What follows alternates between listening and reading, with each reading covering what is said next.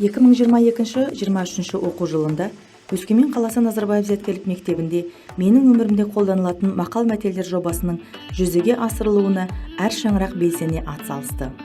2022 жылғы 8 қыркүйекте Алтай шаңырағының педагог кураторы Мақпал Ертісбаева 7 сынып оқушыларына өткізген шарада алдымен оқушыларға жобаның мақсатын түсіндірді.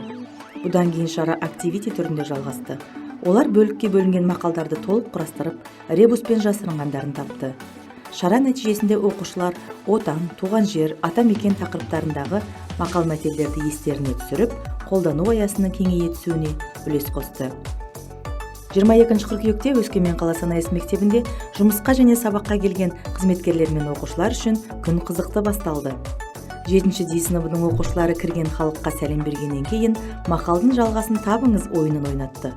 Оқушылар жиі қолданыла бермейтін мақалдарды жасырғаннан ба, көпшілік мақалдың толық нұсқасын білмей жатты. Жобаның келесі шығарылымын Жетісу шаңырағының оқушылары ұйымдастырды. Оқушылар мектеп қызметкерлері мен мұғалімдерге мақалды табу ойынын өткізіп, дұрыс жауап бергендерге тәтті сыйлықтар үлестірді. Бұл жобаға алғаш қатысуым маған ұнады. Мақалдар қашанда өзекті ғой деп 7 сынып оқушысы Ұлан Жақанов пікір білдірді.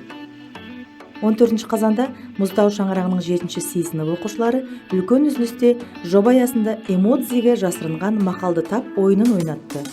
Көрермендер белсене атсалысып, жиі қолданылатын мақалдарды жылдам тауып жатса, сирек қолданылатындарды бірнеше нұсқаларды ұсыну арқылы ғана таба алды. Оқушылардың мақал-мәтелдерді қазіргі заманда электронды хат алмасуда қолданылатын эмодзилер мен шебер өрнектегендері таң қалдырады. Тапқыр оқушылар бар 7-С сыныбының педагог кураторы Аслан Бауыржанұлы. Мақалдың жалғасын тап сайысында педагог куратор Күлихан Орман жасырған мақалдар мен мәтелдерді табу оқушылар үшін оңайға түскен жоқ. Ал тапқырлар тәтті сияпатқа ие болды. Осылайша оқушылардың сөздік қоры мақал-мәтелдердің жаңа түрлерімен толықтырылды. Жоба аясында Өскемен қаласы АС мектебінің кітапханасында жатақхана педагог тәрбиешісі Меруерт Рахметовамен бірлесе кіріктірілген сабақ өтті. Кешкі кездесуде 100 кітап тізіміндегі шығармалардан жатақхана оқушылары мақал-мәтелдерді іздеп тауып, олардың мағынасын түсіндірді. Мақал-мәтелдерді жазушылар шығарма желісінде неліктен қолданғаны жайлы ойларын жеткізді.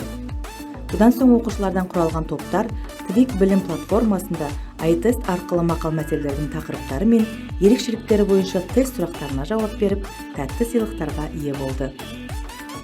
Ал 28 ақпанда Өскемен қаласы химия биология бағытындағы Назарбаев зияткерлік мектебінің ұйымдастыруымен қазақтың ақыны, тіл білімі мен әдебиеттану ғылымдарының негізін салушы ғалым, қоғам қайраткері ағартушы Ахмет Байтұрсынұлына арналған менің өмірімде қолданылатын мақал-мәтелдер жобасы аясында Назарбаев зияткерлік мектептері арасында желілік мақал мен өрілген 40 мысал атты иллюстрация сайысы өтті.